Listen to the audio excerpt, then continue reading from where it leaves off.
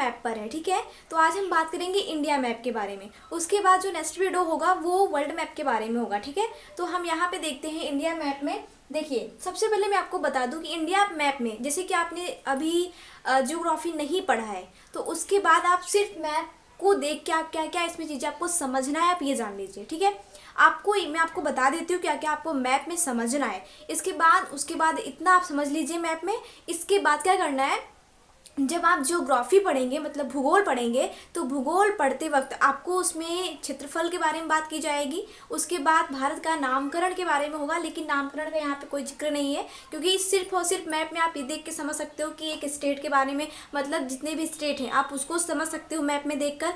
उसके बाद आप उसकी राजधानियों को देख सकते हो। उसके बाद इसमें जो पर्यटक स्थल है उसको देख सकते हो, हवाई अड्डे को देख सकते हो, जो बंदरगाह है उसको देख सकते हो। इसके बाद आप इसमें जो मुख्य भूमि है आप उसे समझ सकते हो, जो पूरब से पश्चिम जो मुख्य भूमि है, उत्तर से दक्षिण है। ठीक है, इसका जो मेन दक्षिणतम पॉइंट है वो समझ सकते हो। इसके बाद आप इसमें देख सकते हो कि इसमें जो भी सागर है, मतलब हिंद महासागर और प्रशांत महासागर, सभी सागर को देख सकते हो। इसके बाद आप ये मैप में इतना समझ सकते हो कि हाँ, जैसे कि अगर कहा जाए कि भारत से कितने पड़ोसी देश है, तो ये बातें आप समझ सकते हो। फिर जैसे आपसे पूछा जाए कि भूटान से भारत कैसे कितने स्टेट हैं, मतलब कितने राज्य हैं जो भूटान राज्य से सटे हुए अटैच करते हैं। ठीक है, उसके बाद जैसे कि ऐसे बहुत सवाल बनते हैं ना, तो यहाँ पे ऐसे भी सवाल बन जाते हैं कि जैसे कि आपका एक स्टेट ले लो, जैसे कि मैं यूपी को लेती हूँ, उत्तर प्रदेश, तो उत्तर प्रदेश कितने कितने राज्यों को टच करता है, ये सवाल आ गया। और सवाल आते भी हैं ऐसे। ठीक है, तो इसमें मैं आपको सिर्फ इतना बता रही हूँ कि आपको मैप को देखकर इतनी सारी नॉलेज आपको लेनी है।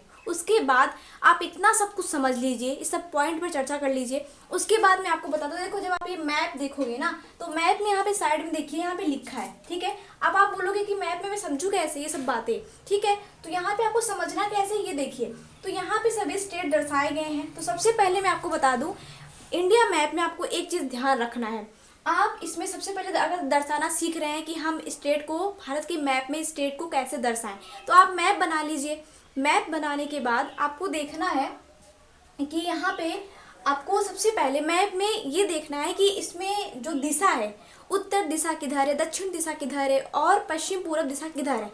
दिशा के अनुसार आप अपने मैप को एक अपने देश का मतलब इसका चित्र बनाइए, मैप को छापिए। मैप को छापने के बाद उसमें जो स्टेट है उसको दर्शाने की कोशिश कीजिए। ठीक है फ्रेंड्स, तो आपको ऐसे कोशिश करना है। आप कर भी अगर सकते हैं तो आप बिल्कुल, आपको समझ में आ जाएगा। जब आप स्टेट दर्शाना सीख जाएंगे तो उसके बाद आपको इसकी राजधानियाँ भी याद हो जाएंगी। ठीक है, स्टेट के साथ साथ उसके बाद जितने भी स्टेट हैं, सभी स्टेट में कितने ज़िले हैं, कितने मतलब डिस्ट्रिक्ट हैं, जनपद, उसको आपको जानना है।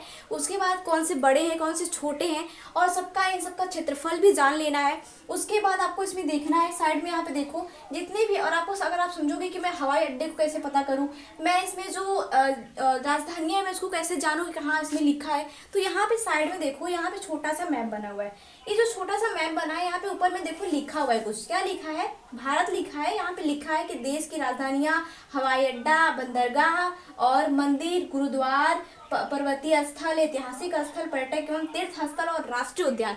तो इन सभी चीजों को देखो यहाँ पे किस किस चिन्ह के माध्यम से इसमें दर्शाया गया है। ठीक है, तो यहाँ पे साइड में छपा हुआ है, तो आप उसको चिन्ह को पहचान कीजिए। उसके बाद यहाँ देखिए इसमें दर्शाया गया है। तो ये सारी बेसिक नॉलेज है जो आपको मैप से मिल सकती है। ठीक है, इतना नॉलेज लेने के बाद आप बाकी की नॉलेज आपको तब मिलेंगे जब आप इंडिया जो मतलब जो भारत का भूगोल है उसको पढ़ेंगे। ठीक है, भारत का भूगोल पढ़ते वक्त आपको इसमें सारी बातें स्पष्ट हो जाएगी। फिलहाल अभी आप मैप में इतना समझिए। अगर आप मैप को इतना समझ जाते हो ना, तो समझो कि अगर आप मैप के माध्यम से प्रिपरेशन कर रहे हो, मतलब मैप को समझ रहे हो, तो इतना समझो कि 50 से 67% आपका जो ज्योग्राफी वो कवर हो जाता है। ठीक है, क्योंकि अधिकतर सवाल सिर्फ और सिर्फ इसी से बनते हैं। आप अगर कहो तो मैं इससे आपको 50-100 सवाल बना के दिखा सकती हूँ इस मैप के माध्यम से।